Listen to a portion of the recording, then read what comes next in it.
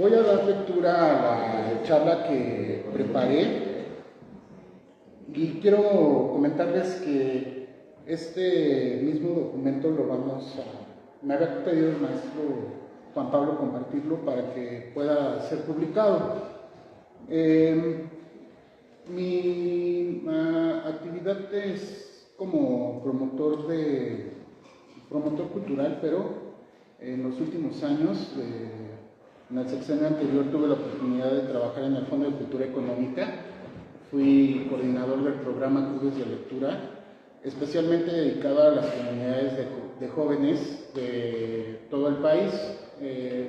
Y bueno, pues ahí tuve la oportunidad de vincularme con la Subsecretaría de Educación Media Superior, que fue el subsistema educativo más grande con el que pudimos trabajar.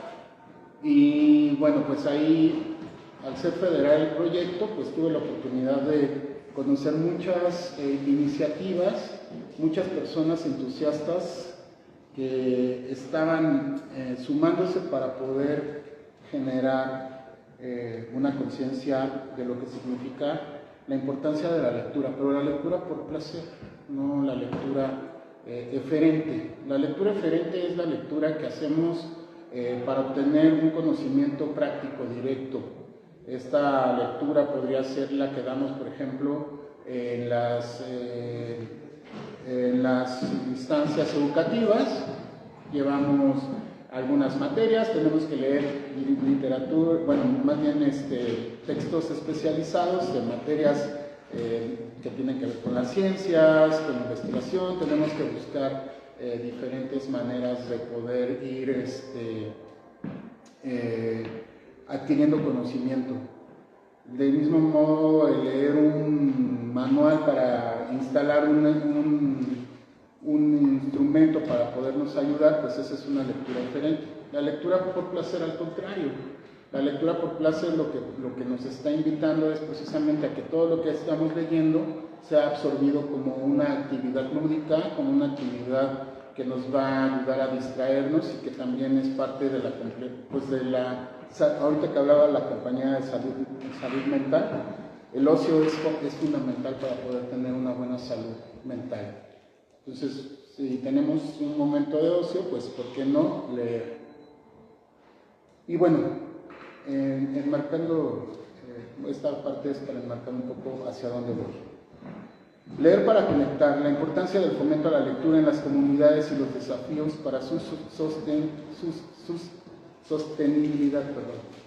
¿Realmente leemos en México? Esta es una pregunta que a menudo escuchamos, teñida de una preocupación genuina por el estado de la cultura en nuestro país. Pero si ahondamos un poco más, si nos atrevemos a mirar más allá de la página impresa, la respuesta no es solo afirmativa, sino que es rotunda. En México no solo leemos, somos lectores por naturaleza. La lectura es un proceso innato de interpretación y comprensión de señales, vital para nuestra supervivencia y conexión, que comienza mucho antes de que aprendamos siquiera las letras. Imaginemos un momento, ¿cómo leemos que tenemos hambre? A través de esa sensación de vacío en el estómago y el frío por el malestar en el cuerpo y la piel. Incluso el lenguaje corporal de otra persona es una lectura que hacemos constantemente para entender sus intenciones. Mi propuesta de hoy es que el verdadero fomento a la lectura en México radica en reivindicar esta capacidad innata y diversa, en derribar los prejuicios que limitan y en crear espacios de conexión auténticos frente a los desafíos de una visión a menudo estrecha y paternalista. Esto va a colación, ya les decía, por todo lo que pude observar o que he observado a lo largo de estos años, y darme cuenta que en México sí leemos, y ahorita voy a ir desarrollando el porqué. La lectura desde la cuna, el cerebro lector y los primeros códigos. La lectura en su sentido más fundamental. La lectura en su sentido más fundamental nos acompaña desde el mismo desarrollo embrionario. No me refiero a la lectura de un libro, sino a la formación de ese asombroso sustrato neurológico que permite la percepción y la interpretación sensorial. El feto ya lee. los impulsos químicos o los movimientos de su madre. Es su primer contacto con la información que moldea su entorno. Nuestro cerebro nace con una plasticidad increíble, lista para modelarse con cada nueva experiencia. Cuando el bebé llega al mundo, esta habilidad lectora se manifiesta en formas más puras. El llanto es su primer gran código de comunicación. Un clamor que los padres aprenden a leer para entender si es hambre, dolor o cansancio. Mucho antes de las palabras, el infante lee los tonos de voz, la postura y las expresiones faciales de sus cuidadores. Piensen en una madre que con un tono de advertencia y el cuerpo ligeramente tenso le dice a su pequeño: ¡anda! Camina por ahí para que te resbales. El niño no lo interpreta como una invitación literal a caer, sino que lee la advertencia, la preocupación o incluso la ironía. Aquí es donde encaja perfectamente el concepto de María Montessori y su mente absorbente. Montessori observó cómo los niños, especialmente en sus primeros 6 años de vida, tienen una capacidad innata para absorber información de su entorno sin esfuerzo consciente. Esto incluye todo tipo de códigos no escritos de su entorno, las texturas de los objetos, los colores vibrantes, los olores, los patrones repetitivos, los ritmos del día a día. Estas lecturas tempranas son cruciales, pues generan una profunda estabilidad y seguridad en el individuo. Nos permiten entender y anticipar el mundo que nos rodea. En definitiva, el ser humano crece leyendo su entorno, desde los cambios de las estaciones hasta las actitudes de otros seres vivos, sean animales o incluso plantas. Esta capacidad intrínseca de interpretar su ontología es la base de nuestra supervivencia y comunicación. Por este hecho, somos lectores. Somos lectores natos, es más, me atrevería a decir. El Gran Libro de México, una historia de lectura en códigos. La historia de la humanidad, particularmente en nuestro país, es un testimonio vibrante de esta capacidad lectora expandida. Cuando el ser humano inventó los códigos y símbolos, se produjo una auténtica revolución en nuestra vida. La semiótica y la semántica, disciplinas que estudian los signos y su significado con figuras claves como la de Ferdinand Saussure o Charles Sanders Peirce, nos muestran cómo la creación de estos símbolos permitió que la información trascendiera al aquí y a la ahora, y abriendo las puertas a la memoria colectiva y al conocimiento acumulado. Todo el tiempo estamos leyendo símbolos y signos, eso es fundamental. Compañeros de Linea me comentaban, es que cuando nosotros damos las capacitaciones para las personas que quieren aprender a leer, siempre les decimos que ya leen, porque cuando van a pedir un transporte público, pues distinguen si la cartulina es de color verde o es de color rojo, o si tiene el símbolo del chedraui, de una tienda, y ese es el que toman para poder transportarse, sin necesidad de que siquiera lean, ¿no? Pueden distinguir un símbolo sin necesidad de que sepamos el código de las letras. Entonces, a partir de esa premisa, pues sostengo todavía más aún eso. En el territorio que hoy es México, esta revolución simbólica se hizo evidente desde sus tiempos inmemoriales. Las pinturas de la cueva de San Borjitas en la Sierra de Guadalupe, Baja California Sur, por ejemplo, son un regalo asombroso que se estima tiene entre 7.500 y 1.000 años de antigüedad. Tal vez eran mexicanos como hoy, tal vez no eran mexicanos como hoy concebimos la nación, pero nos dejaron un código de símbolos que con imaginación interpretativa nos da un reflejo de su vida cotidiana, cientos de años después. Eran sus registros públicos, sus primeras bibliotecas grabadas en piedra y roca.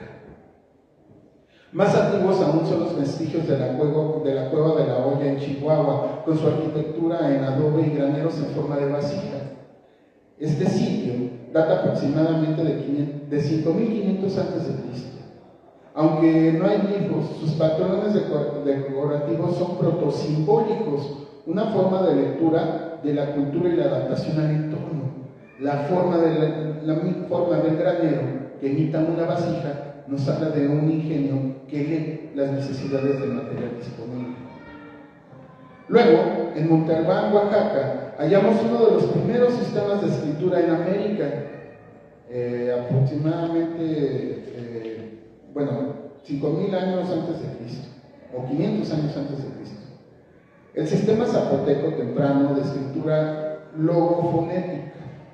Los relieves en estelas y muros, como los icónicos danzantes, no solo son imágenes, sino complejos mensajes que representan prisioneros y sacrificios rituales.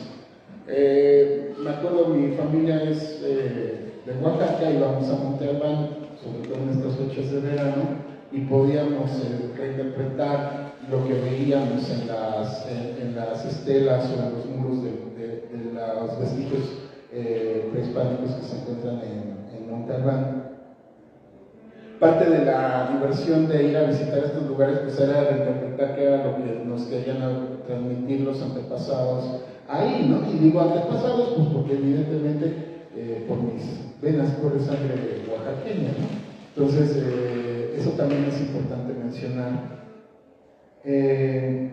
Aquí les doy otro ejemplo. Del mismo modo, en Chapá, Quintana Roo, con su antigüedad de 600 años antes de Cristo, se han hallado inscripciones jeroglíficas mayas, otro complejo sistema de escritura que registraba la historia y la astronomía y los ritos sagrados. Es crucial entender que estos espacios eran públicos y a la vista de toda la sociedad antigua. Esto significa que la lectura en estas culturas no era una actividad solitaria como a menudo la concebimos hoy, era una experiencia comunitaria donde la sociedad entera leía su historia, sus dioses y sus valores colectivamente. Estos sitios rituales, algunas partes están restringidas, pero las más simbólicas, más amplias, y eso lo podemos observar en cualquier sitio arqueológico, eran públicos. Se hacían migraciones de otras culturas para poder visitar esas zonas, hacer sus rituales, y lo que suponemos tenía que ver con una religiosidad que tampoco es algo que sepamos al 100%. Sin embargo, podíamos ver las historias de conquistas de otros pueblos, de algunas ofrendas que se hacían de los pueblos conquistados, en fin, podemos darnos cuenta de muchas influencias de otras culturas, por ejemplo, también.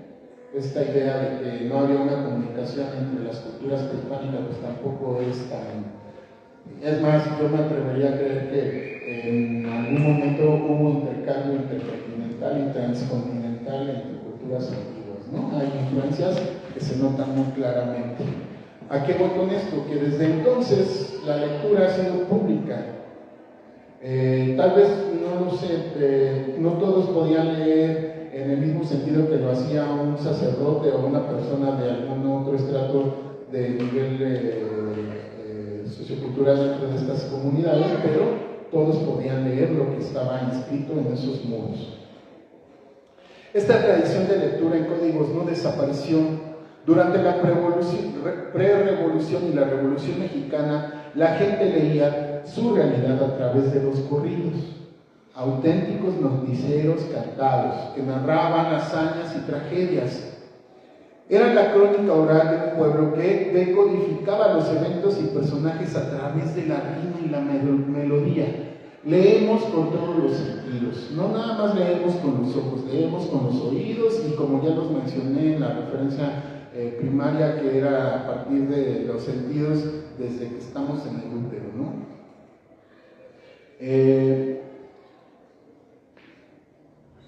Era la crónica oral de un pueblo que decodificaba los elementos y personajes a través de la rima y la melodía.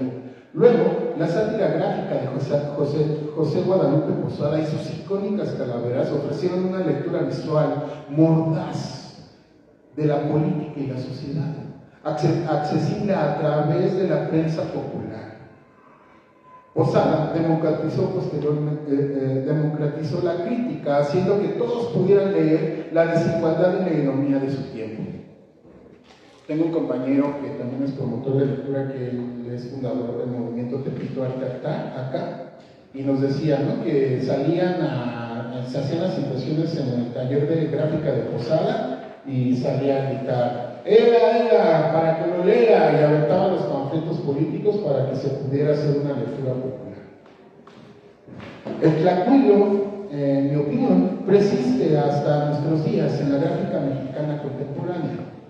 El taller de gráfica popular TGP, fundado en 1937, fue un pionero en usar el grabado como una herramienta de denuncia y educación, con artistas como Leopoldo Méndez, Alfredo Salce y Pablo O'Higgins. Sus obras eran textos visuales claros y directos e invitaban a la lectura social. Su legado sigue inspirando a más personas. Recientemente, el Gabinete Gráfico en Oaxaca, fundado en 2011 por Irving Herrera, es un espacio independiente que fomenta la gráfica contemporánea, la formación de nuevos artistas y el diálogo intergeneracional, manteniendo viva esta tradición de lectura gráfica. Ante toda esta evidencia, aún quedan dudas de que en México no se lee. Si no se leyera, ¿para quién estaban creadas estas muestras de sensibilidad estética y de preservación de nuestra historia? La respuesta es obvia. La gran paradoja, ¿por qué se niega al lector mexicano? ¿Por qué se niega al lector mexicano? Desafíos y consecuencias. Aquí es donde surge una profunda paradoja en el México contemporáneo. A pesar de esta crítica, de esta rica tradición lectora, la narrativa oficial y de las élites han mantenido una visión limitada de la lectura. Durante el gobierno de Lázaro Cárdenas, en 1935, una importante campaña de alfabetización se lanzó. Y ahí también se hizo esta hincapié por el fomento de la lectura. Ese fue el primer germen de esta tradición, creo yo, que se ha fomentado en todos los sexenios a partir de Lázaro Cárdenas, que son casi 90 años de historia. Desde entonces y hasta el sexenio pasado hemos tenido decenas de iniciativas de fomento a la lectura, con gobiernos de ambas corrientes políticas. Y a veces algunas malas prácticas se mantienen todavía. Sin embargo, estas campañas a menudo se han enfocado en la decodificación de la letra impresa y en la alta cultura. ¿Cuál es el problema? Que a pesar de que sean de una corriente u otra, siempre se intelectualiza la lectura. Siempre las personas tienen que terminar leyendo los clásicos, siempre tienen que, para ser buenos lectores, ser considerados a partir de qué están leyendo. Y creo yo que ese es uno de los graves errores. Ignorando la vasta y vibrante lectura popular. El Estado no ha concebido la lectura popular como un hecho tangible de nuestra existencia como nación, demeritando su valor. Un ejemplo vivo y doloroso de esto es la historieta mexicana. Joyas como Chanó, El Pantera, La Familia Burrón o Hermelinda Linda y cientos más fueron por décadas vehículos de narrativa popular y herramientas de alfabetización no reconocida para millones de mexicanos. Había gente que leía La Familia Burrón o alguna historieta, ya leía sin haber ido a la escuela, déjenme decirles, ¿no? Y seguramente ustedes conocen algún ejemplo así. Chanó, por ejemplo, se publicó semanalmente desde 1959 por más de 2,000 números, y La Familia Burrón de Gabriel Vargas llegó a vender millones de ejemplares, siendo un fiel reflejo de la sociedad mexicana. Sin embargo, fueron denostados por parte de las élites de la sociedad mexicana.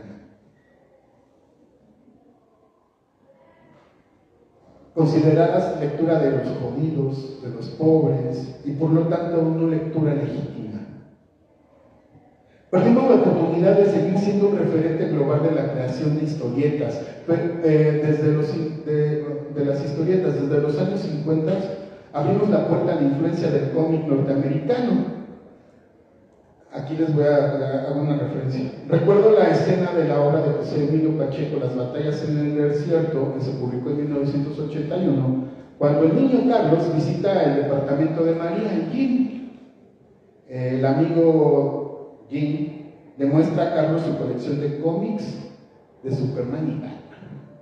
Y es más, Carlos dice, yo leía Calimán y otras cosas, y mi amigo me envió con sus cómics gringos, ¿no? Esa imagen para mí simboliza el comienzo de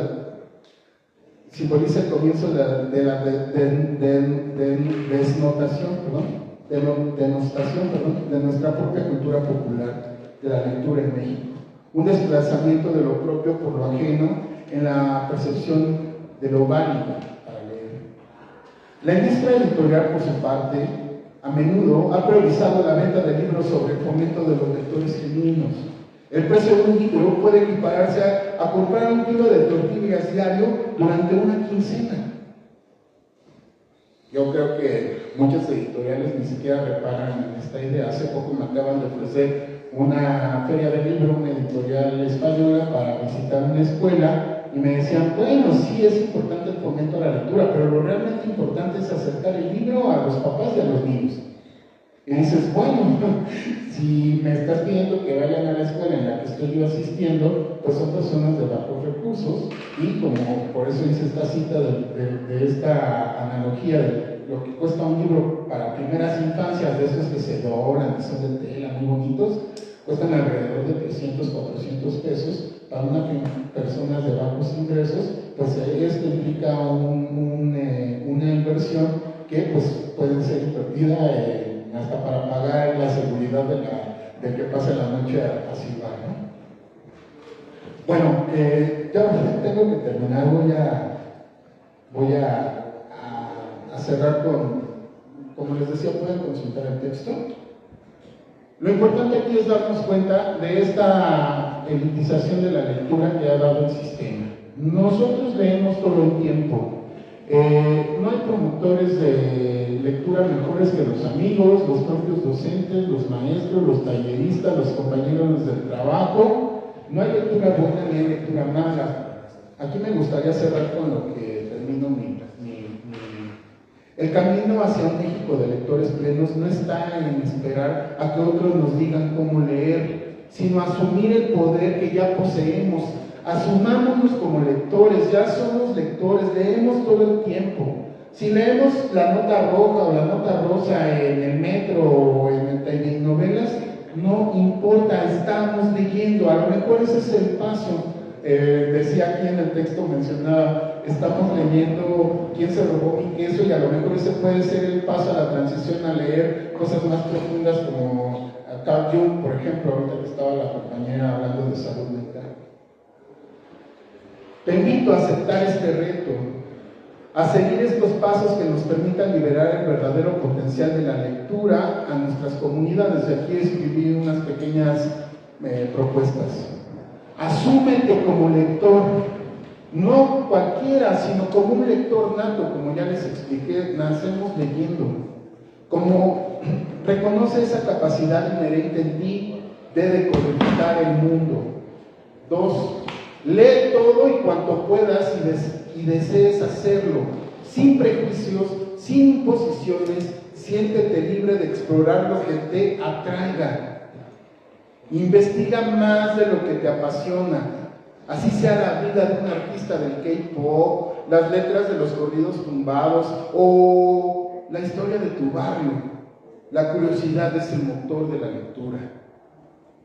No sabemos qué nos va a llevar a leer. Si estamos leyendo corridos tumbados, a lo mejor terminamos leyendo los corridos de la Revolución y vamos a ver que están hablando casi exactamente de las mismas hazañas, ¿no? Escucha y siéntete el vestigio de los que han vivido antes que tú. En el silencio de los códices, en los muros ancestrales, en las leyendas que sobreviven, allí encontrarás la raíz de la lectura, casi en su pureza absoluta.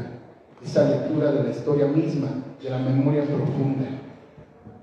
Los museos me piden a gritos que vaya la gente, pero nadie les da la oportunidad de entender que están leyendo su pasado, su historia, ¿no? Entonces nada más te están esperando a que te salgas de la sala, no te dejan observar todo con tranquilidad y le dan prioridad a los extranjeros, ¿no? Leer con afán intrínsecamente te llevará a un conocimiento. El acto de leer por placer, por interés genuino, es un camino directo hacia el aprendizaje y la comprensión profunda. 6. No compres nada de lo que te digan los charlatanes de la élite. El acto de leer por placer, por interés genuino, es un camino directo hacia el aprendizaje y la comprensión. Un lector es porque significa desde el nacimiento, no por lo que le dictan desde arriba. Tu lectura es válida si tiene significado para ti. Si quieres leer telenovelas y después llegas a la estética y le dices a la estética, oye, ya cambia las revistas porque ya me las leí todas, eso significa que están leyendo lo que a ustedes les gusta. Y eso no significa que no sea válida. ¿Quién determina qué es válido o qué es correcto o incorrecto? Recomienda lecturas, no importa si lo tiran en un saco roto, en el camino seguro conocerás a alguien que coincida contigo y este te busque para continuar creciendo. Las comunidades se construyen compartiendo. Escribe, esa es otra. La élite de los escritores no le permiten a la gente escribir porque dicen que no son buenos escritores, que solamente los escritores que ya venden libros son los buenos. ¿Por qué? Todo el mundo escribimos, todo el mundo tiene necesidad de plasmar lo que siente, sea un poema sumamente rosa o muy meloso o muy tirado hacia la depresión, no importa, sigamos escribiendo. Si no nos quieren publicar, autopubliquémonos. Hay métodos, hay formas gratuitas, hay espacios digitales donde la llave es un código QR o simplemente sentarte frente a la computadora y escribir. Que ningún escritor, sea de izquierda o de derecha, les diga que no es válido escribir, al contrario, hagamos el cambio escribiendo y compartiendo nuestros escritos.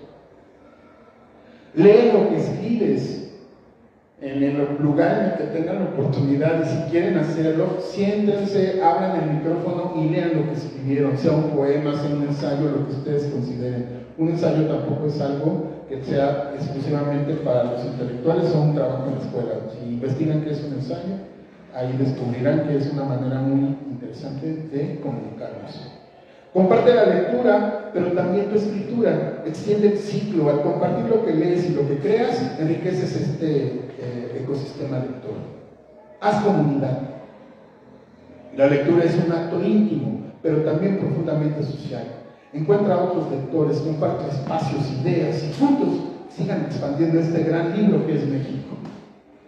Con eso cierro y bueno, es un poco más extensa la charla, hay algunas referencias literarias, hay algunas cuestiones para que ustedes también se acerquen a la investigación y bueno, pues también, ¿por qué no la lectura? Otra cosa, eliminemos el librocentrismo. El librocentrismo es una cuestión, es un vicio bien arraigado también, que nos hace creer que solamente la lectura válida es a partir de los libros. Se pueden leer cómics, ¿por qué no hay mangatecas? ¿Por qué no hay comicotecas? ¿Por qué no hay useretecas? En la nube hay bibliotecas de bibliotecas y el acceso es simplemente darnos la oportunidad de acercarnos a la tecnología. No tengamos miedo a la tecnología, porque ese miedo es un modo de control. Entonces también evitemos esa parte y acerquémonos para seguir expandiendo nuestros horizontes.